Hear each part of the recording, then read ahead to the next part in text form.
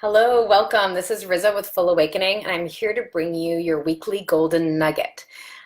We are having a truly Mercury in retrograde situation. So if you're on Facebook right now, you may have noticed that I just recorded this video and then erased it. And I'm recording it again because my internet went out halfway through and it stopped recording.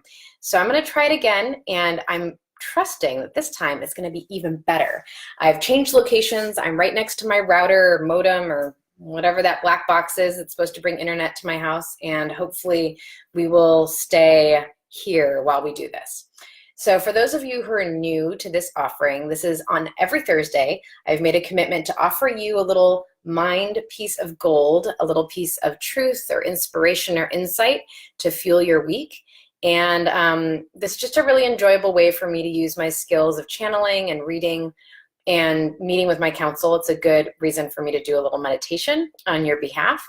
And this week, I have a very interesting subject called You Are Unique. And if you watched last week, we did a session that we called Why Do I Create? And this is actually, it felt dovetailed to that. So if you haven't watched that, I'd go back and watch that one from last week because I think it will relate to this theme. So the very first thing I do is I do a little reading, and I read from my journal the poem that I wrote in response to the reading I received from the Council of 17. So I'm going to read that first, and I'll explain a little bit more about it. And then afterwards, after I describe the wisdom that came through from the council, I will talk about the card that I chose that popped right out of the deck. It's a very jumpy card, very excited, and we'll talk about how that relates to this theme. So here we are. You are unique. 100% your own creation. There has never been a you like the you that you are right now. So stop worrying if your story will relate. Stop worrying about the wants and desires of others. What is it that you most want to learn and experience in life? What brings you joy? What is inside of you wanting to be expressed? If you journey towards your truth, no matter how strange or weird or unique it may seem to you, others will relate because we can all relate to the search for and expression of truth. So simply that. It's interesting, this reading really, it jumps on the tails of a session I had with a client yesterday in which we talked about how our unique stories actually do relate, and what we seek most is truth, which dovetails on a session I had, a New Moon Cafe session with Elizabeth Russell, who facilitated the space. It was a lovely video call that we did, and what I think is a new sort of venue, which is online ceremony, which is a term that Spirit's been saying to me for about a year, and I've been like, what does that mean, online ceremony? But you know what, now I'm doing basically online ceremony. I, am as a gentleman that I met the other day said, wait, are you an online shaman? Yeah, I guess I am. I mean, I definitely relate to shamanic work. Shamanic work is how I would term the work that I do. It's transdimensional. And I do a lot of my work online, which allows me to work with all of you beautiful people and have clients all over the world, and be able to travel to awesome locations and do live ceremonies, which I love. But I also love the accessibility of being able to work with whoever really wants to work with me, regardless of where we may be in the world at the time. So it's interesting that this reading really kind of piggybacked on two expansive experiences I had yesterday.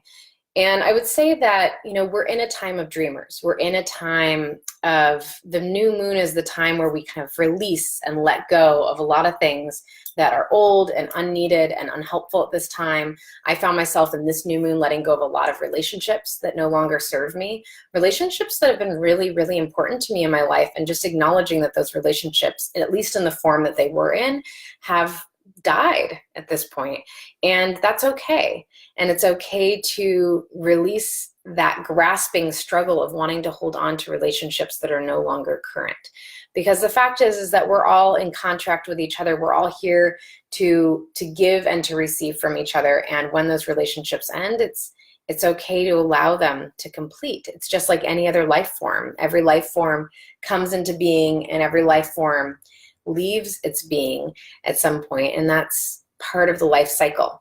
So I always like to say, and I think Spirit says to me also as a good reminder, that the way that we complete relationships is sometimes even more significant than the way that we begin them or the way that they live out their lifetime. There's a lot of grace that we can bring to the completion cycle of relationships. So that's a little bit of a tangent. But one of the things I just want to point out about this reading is this idea of uniqueness, this idea that we're in this struggle as humans to search for our truth, to search for the unique story that's inside of us, the unique talents that want to be shared with the world for the greatest good. And that is in juxtaposition with our desire for community and our desire for togetherness and our desire to feel affirmed and accepted by our tribe. We are a tribal creature, just as wolves are a pack creature. We desire community, and that's why we have community centers and tribes and communities, and I said communities twice, so that's an important one. Religions, right? Religions are a root chakra, community, tribal offering. It's us being able to connect with people on common beliefs. The community that I would love to see, and this is a suggestion from Pema Chodron, who's one of my favorite teachers, this idea of Sangha, which is, you know, the Buddhist term for community. And she says it's not just any community. It's not even a community of people all practicing the same kind of spiritual practice. It's really a community of self-responsible individuals. And what that means to me, how I interpret that, is people who are taking responsibility for their own growth process. Those are the kind of people that I relate to, the kind of people that are consistently reviewing themselves and being really curious about themselves and loving towards themselves, and therefore able to be loving towards others, in the process of figuring out who we are and what we're doing here and what we want to create. So in this void that we're in this interesting space, right? It's the new moon. We're letting go of stuff. We're desiring to create new. We're in this like very watery, dreamy sort of space, hence this beautiful color that I'm wearing. And this is a special time also because it's Mercury in retrograde, and this Mercury in retrograde has been really interesting. In some ways it's propelled us forward, in other ways it tells us to slow way down. And so this is a time in which you don't want to push the tide in Mercury in retrograde. You move forward, and if you're getting a lot of resistance, you sort of take a step back and you take care of yourself and you assess. And this is a great place to come from when you're talking about creation, because we have desires, but what's behind that desire and what comes from that desire and where is that desire taking us? And that brings us to the card reading, which I thought was a beautiful card. It jumped right out. Here we go. It is the Lovers. It's the major arcana number 6. And this is not only about the love between two people, but the love of creation. So I love this sort of key points here is that it's the balance between our passionate longing for something and also our deep and sincere consideration for that creation. So I think that's sort of, you know, that I said fishtails with, or dovetails, fishtails is something different, dovetails with what we talked about last week is why do we create? And now it's how do we create and what comes from those creations. So this is an invitation to slow down, to consider what you would like to create in the world, and to do so with mindfulness, with heart, and with some outlook to what that's creating in the future and why you might desire it in the first place. Because sometimes it's a soul desire and sometimes it's a mental desire. And we really need to know the difference. And we need to know the ways that we round ourselves off from being unique so that we can fit in and feel affirmed by others. And sometimes our creation comes from that place too, is coming from the place of what other people desire.